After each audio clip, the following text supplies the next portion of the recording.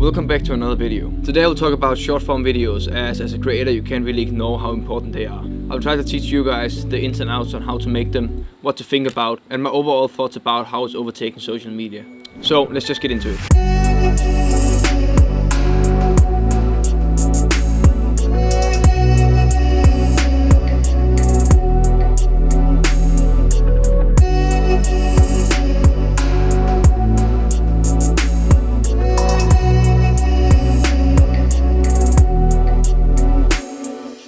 So the first thing I want to do before we actually get into on how to make the short form videos is to actually categorize the videos into 3 different categories. The first category is the informative videos. These videos basically just has to show or teach your viewers something. It can be something like 3 places you must visit in Bali, where I'm at right now, on how to use a specific tool inside of Lightroom. The main point of the videos just have to be that your viewers gain something from them. And a good idea to make them even more efficient is to make them short and straight to the point. So the second category is what I like to call the entertainment videos. I like to say these videos has to make your viewer feel some sort of emotion. It doesn't necessarily have to be a happy or a funny video, it can also be a very serious video that show a problem in the world.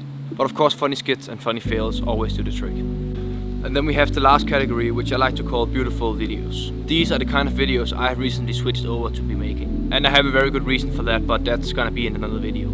These videos are usually shot on a more expensive camera or a professional camera like I'm using now, or one of the newer phones that have a very good camera built inside of them. And they're also usually shot on a very beautiful location just where I am right now, or in a very beautiful way. Some of them are also edited using software on your computer, which means they can color grade the videos to make them look even more beautiful, put in cool transitions, or just do an overall cool edit. But not all are, so don't worry if you don't have it.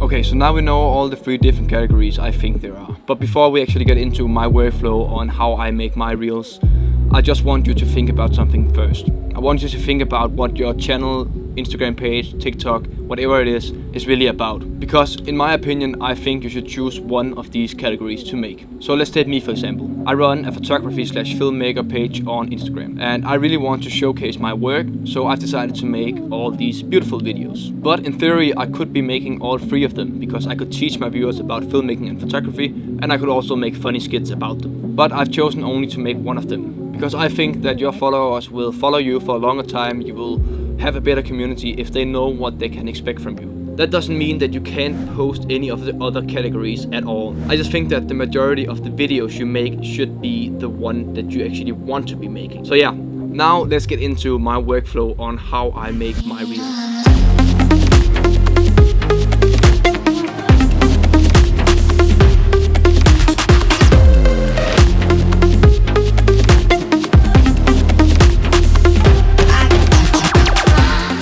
The first thing I usually do when I want to start making my reels is go into ideas and brainstorm mode. I will sit on my computer, write down all the ideas I can come up with within the category I've chosen, so I have the ideas for when I'm actually going out to shoot them. Then we have the second part, which is actually to go out and just shoot the videos. The entertainment videos and educational videos can usually be shot at home because you don't need a beautiful location or filmed in a beautiful way. The only thing you should be focusing on with these 2 is to make your viewers gain something from your videos if you made the educational, or to make your videos as entertaining as possible. Of course, if your entertainment video is a skit and you have to go out to a certain location, do that. That makes sense. And with the last category, beautiful videos, I would also try to see if I can find a beautiful location if that's what you want to be filming. You can of course also make a beautiful video without the beautiful location, just shot in a very cinematic way, or a way that's very pleasant for the eyes. Something I forgot to mention in part 1 is if you're making the educational videos or entertainment videos and you have something you really want to be saying, it's a good idea to script the videos beforehand. Usually it doesn't take that long because the video should be between 5 and 12 seconds in my opinion.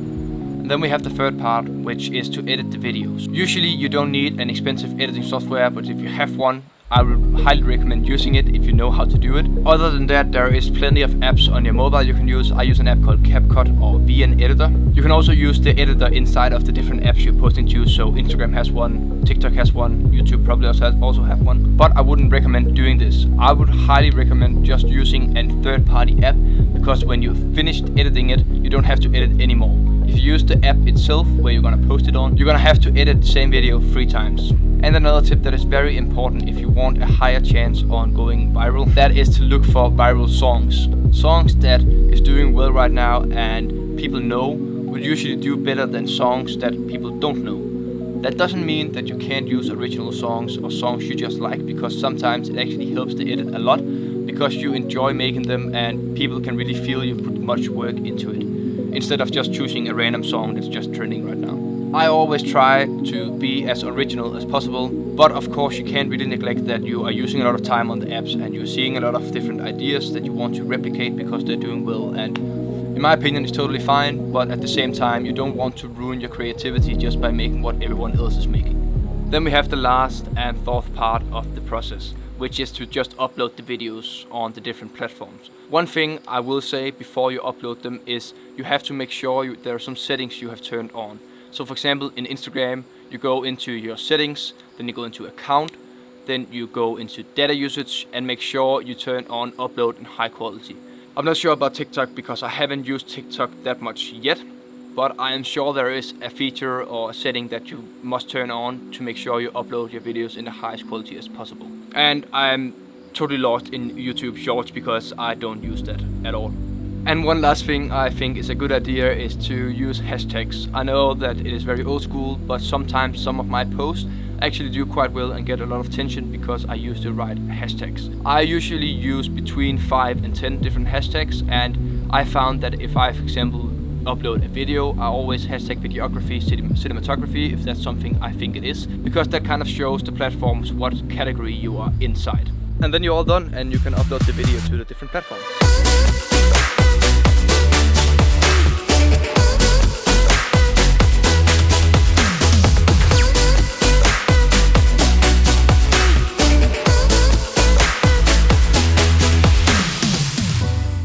So, just before we end this video, I wanted to give my honest opinion about Instagram and TikTok and Shorts and how short form videos is taking over all social medias right now. Because I started on Instagram as a photographer, which meant I only posted photos. And when Reels got introduced to Instagram, I didn't even think about posting a Reel ever, because I was a photographer and that was what I wanted to do. But over time I changed my mind and I actually wanted to get into videography. So for me, it has actually helped me a lot because I used it as a tool to practice my editing, color grading, everything that has to do with how the programs work on my computer, how my camera works, how to switch from photos to videos fast.